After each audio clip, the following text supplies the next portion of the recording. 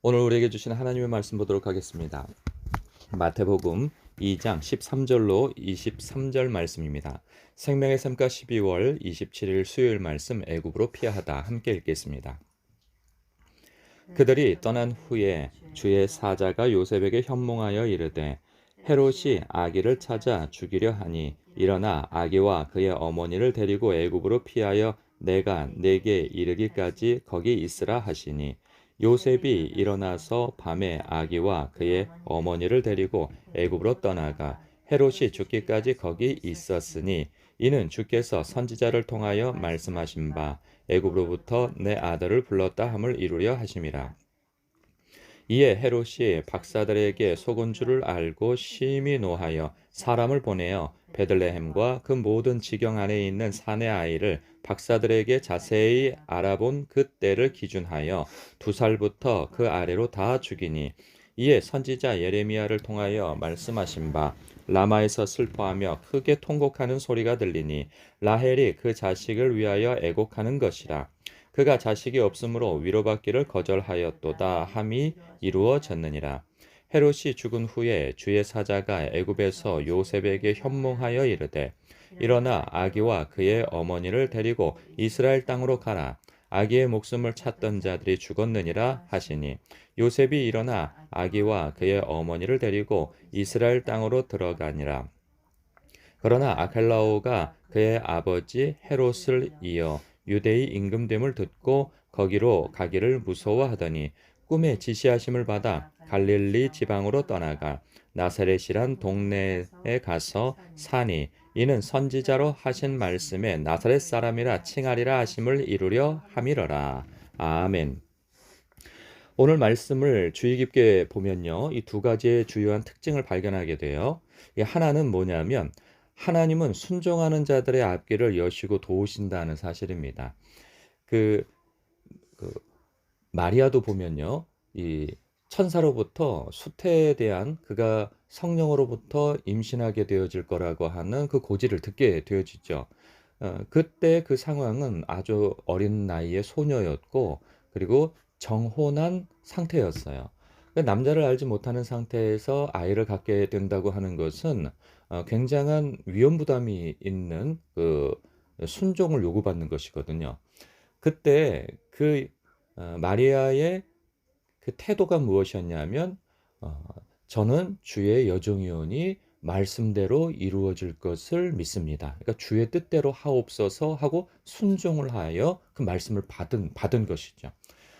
그러니까 자신이 결정한 것이 나중에 어떠한 결과가 초래되어질 것인가에 대한 주변 사람들의 손가락질, 심지어는 목숨을 잃을 수 있을 정도로 아주 위태로운 그러한 결정과 순종이거든요. 그런데 놀랍게도 그녀가 하나님의 말씀에 그렇게 순종하였을 때 무슨 일이 벌어지는가? 어, 하나님께서 천사를 통하여서 요셉을 만나게 하시죠. 그게 마태복음 1장에서 일어나는 일입니다. 그 마리아가 임신을 한 사실을 요셉이 알게 되어지죠. 그랬을 때 그가 의로운 자라 그 자기의 정혼녀에게 어떤 아주 좋지 않은 일이 생길까 두려워서 가만히 끊고자 합니다.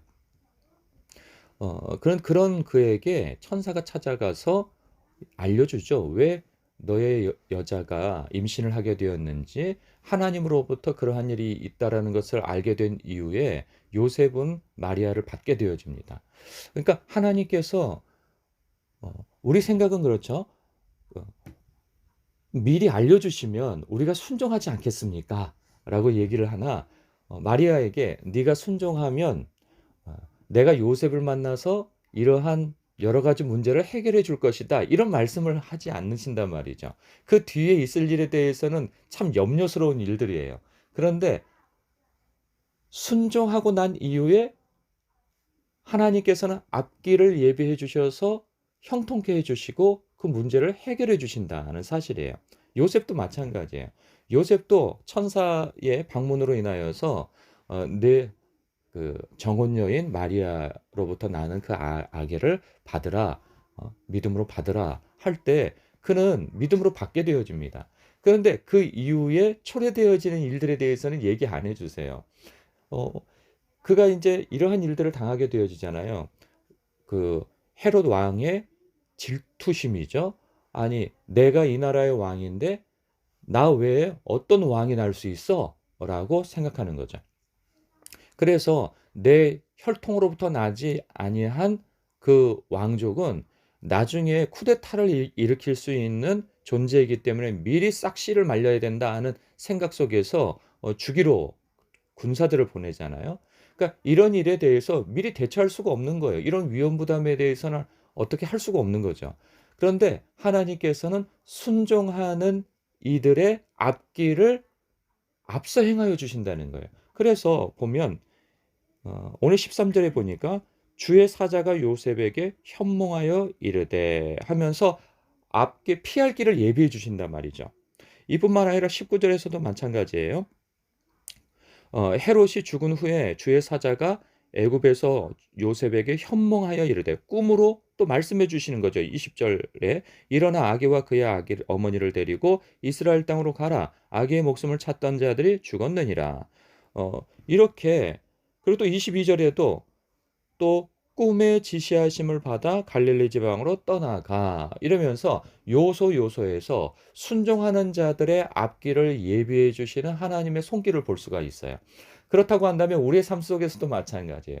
우리는 하나님 이런 위험 요소를 싹 없애주시면 제가 순종하겠습니다. 그런 마음이죠. 왜냐하면 하나님께서 요구하시는 순종의 길은 내가 합리적인 생각을 돌렸을 때 보면 이거 나한테 손해보는 일 같고 이거 내가 죽는 길 같고 내가 위험 부담을 안게 되어지는 그런 순종 같아요. 하나님께서 요구하시는 길은 대부분 그렇습니다.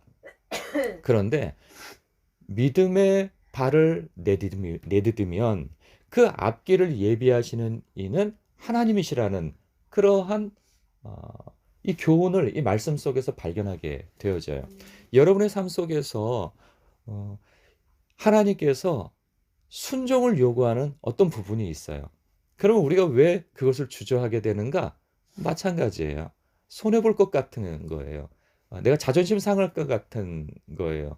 그리고 내가 크게 어떤 위험 부담을 안아야 될 것 같은 그러한 마음 때문에 계속 미루고 아유 그렇게 해야 되는데 하면서 미루게 되어지는 거죠. 그러나 주님께서 여러 채널을 통하여서 우리에게 순종을 요구하시는 말씀을 주신다면 우리는 순종할 때 하나님을 경험하게 되어진다는 사실입니다. 사실 우리의 삶을 신앙의 여정을 뒤돌아보면 죄다 그런 일들의 연속이었어요. 내가 지나가 보면 그때 어떻게 내가 순종할 수 있었을까 한데 하나님께서 믿음 주셔서 순종하게 되어졌을 때 그 앞길이 많이 열렸던 것을 우리는 경험하게 되어지죠. 하나님께서 일하시는 방법은 그러하다는 사실입니다. 그러한가 하면 또 주요한 사실 하나를 보는데 그게 뭐냐면 예언된 말씀을 이루신 사건, 즉 예수님께서 움직이시는 모든 행로는 다 하나님의 말씀을 이루시기 위한 행로였다라는 것을 알려주고 있어요. 15절에 보니까 헤롯이 죽기까지 거기 있었으니 이는 주께서 선지자를 통하여 말씀하신 바 애굽으로부터 내 아들을 불렀다 함을 이루려 하심이라 말씀하고 있어요. 17절에도 마찬가지예요. 이에 선지자 예레미야를 통하여 말씀하신 바 그리고 18절 마지막에 거절하였도다 함이 이루어졌느니라. 그러니까 하나님의 말씀, 예언의 말씀이 이루어진 선택을 하도록 성령께서, 즉 하나님께서 예수님의 길을 인도하셨다는 거죠.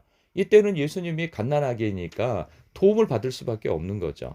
그래서 하나님께서 역사하실 때 예수님의 행보가 다 예언의 말씀, 즉 하나님의 말씀을 이루려 하는 방향으로 인도하셨다는 거예요. 19절, 그러니까 23절도 마찬가지죠. 이는 선지자로 하신 말씀에 나사렛 사람이라 칭하리라 하심을 이루려 함이라. 그러니까 이 모든 것들이 다 예수님의 그 하나님의 아들 되심, 즉 그리스도 되심의 그 정통성을 확증해 주는 것은 하나님의 말씀이 이렇게 이루어진 것을 통하여서 확증되어진다는 거죠.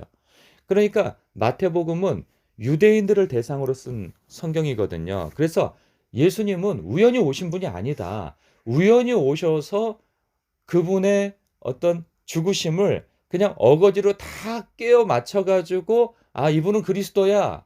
그러니까 능력이 있으니까 그리스도야. 그것이 아니고 하나님의 약속의 말씀이 이렇게 성취되어진 것을 통하여서 예수님이 참된 그리스도 즉 오셔야 할 분이 바로 이분이다라는 것을 알려주는 역할을 해주는 거죠.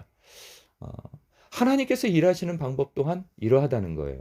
우리는 하나님 앞에 간구할 때 하나님 이렇게 저렇게 해주십시오라고 자기 중심적으로 절박하니까 이렇게 하나님 앞에 간구하지만 하나님께서 응답해 주시는 그러한 그 테두리와 그 방식과 방법은 하나님의 뜻 가운데서 이루어진다는 거죠. 그러니까 하나님의 뜻은 무엇이냐? 성경 말씀이라는 거예요. 그렇기 때문에 우리는 하나님 앞에 구할 때에도 이 말씀을 통하여서 하나님의 뜻이 무엇인지를 분별하며 구할 수 있어야 된다는 거죠. 그러니까 예수님께서도 이렇게 말씀하시잖아요. 너희가 내 안에 있고 내 말이 너희 안에 거하고 내가 너희 안에 거할 때 무엇이든지 구하라. 그러지 않으세요? 그러면 내가 이루리라. 그러니까 우리는 하나님의 말씀 안에 거하여 하나님의 뜻대로 구할 때 하나님께서는 무엇이든지 우리가 원하는 대로 이루어 주신다는 거예요. 그러니까 내가 하나님 앞에 구하는 것이 내 뜻인 것 같으나 사실 하나님의 뜻대로 구할 때 하나님께서 하나님의 뜻대로 무엇이든지 이루어 주신다는 그 말씀을 해주고 계심을 봐요. 그렇기 때문에 우리는 성경을 많이 읽어야 되고 성경이 내 안에 가득 들어차야 하는 이유가 바로 거기에 있는 것이죠. 그래서 주님, 우리가 무엇인가 하나님 앞에 완강히 간구하고 구할 때에도 약속의 말씀을 붙들어 간구할 때 더 응답의 힘이 큰 것이죠. 그러한 어떤 응답의 원리를 우리가 알 필요가 있는 것입니다. 그래서 여러분 오늘 하나님 앞에 간구하고 기도할 때에도 하나님의 약속의 말씀을 근거로 하여서 기도하신다면 하나님께서 응답을 안 해주실 수가 없는 것이죠. 그러한 말씀 안에서의 지혜 있는 기도 생활이 여러분들에게 이루어지시길 주님의 이름으로 축복합니다. 오늘 하나님의 말씀 안에서 순종하시는 여러분 되시고 또한 하나님의 약속의 말씀을 붙들고 기도하여 응답받는 여러분 되시길 주님의 이름으로 축복합니다. 기도하겠습니다.